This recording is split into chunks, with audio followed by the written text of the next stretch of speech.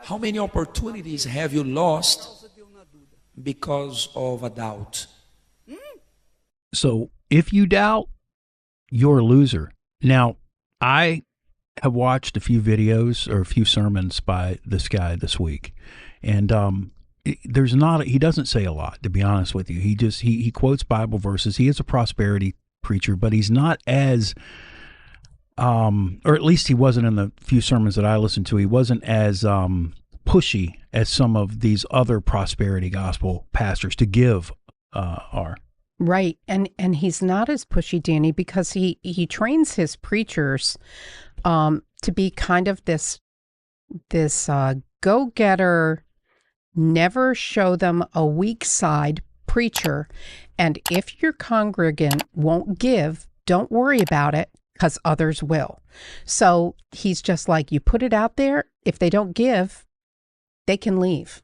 Mm-hmm. We've got others. So it's more, It literally is this conveyor belt Christianity where he's just like, bring in the givers, find the givers, get from them so that we can all profit from this. One of the sayings he's most known for sums up his lifestyle. And it says, if I preach prosperity and my clothes are ragged, who will follow me?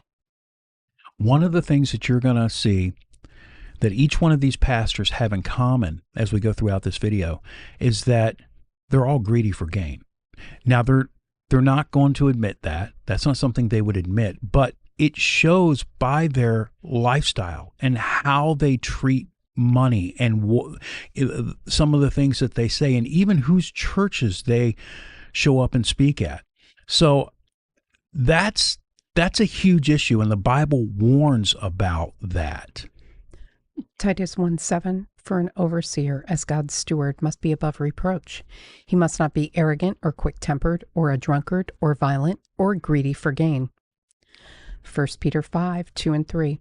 Shepherd the flock of God that is among you, exercising oversight, not under compulsion, but willingly, as God would have you, not for shameful gain, but eagerly, not domineering over those in your charge, but by being examples to the flock. Think about what Peter and Paul are both saying here. They're talking to pastors in their time.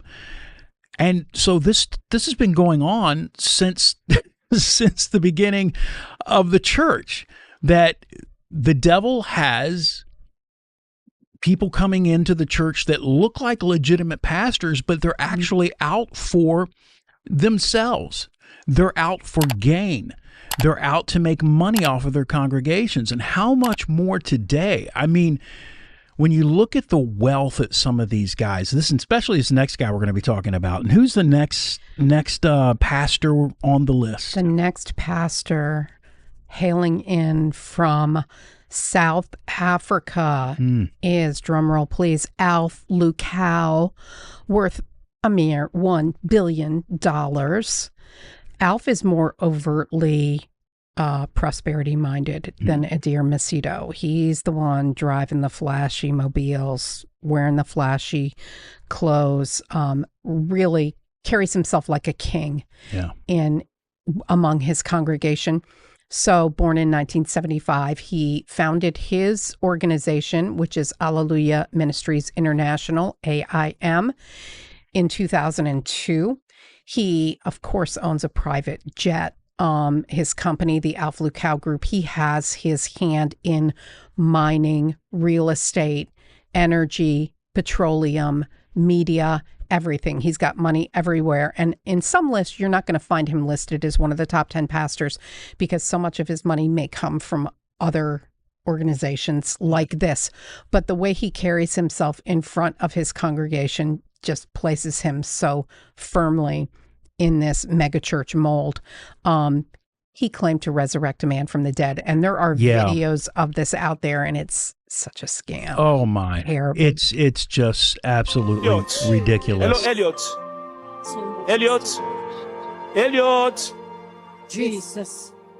Lift your hands. Lift your hands. My good God. Barabasa tabasa. Don't blame for this. Sit.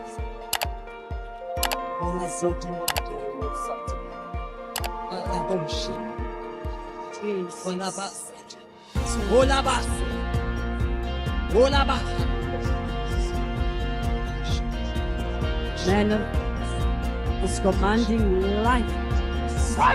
Yes. Come on! It doesn't. It doesn't.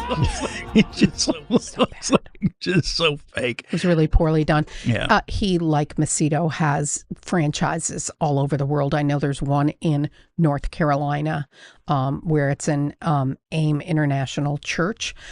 We actually have a clip showing His Highness Alf Lukau arriving at church. Watch. After weeks spent in seclusion, hidden in the secret place, in God's counsel, and deep prayer for yours and my miracle, Pastor Alf Lukau makes his way to the sanctuary where thousands of men and women await to receive that which God has set for them.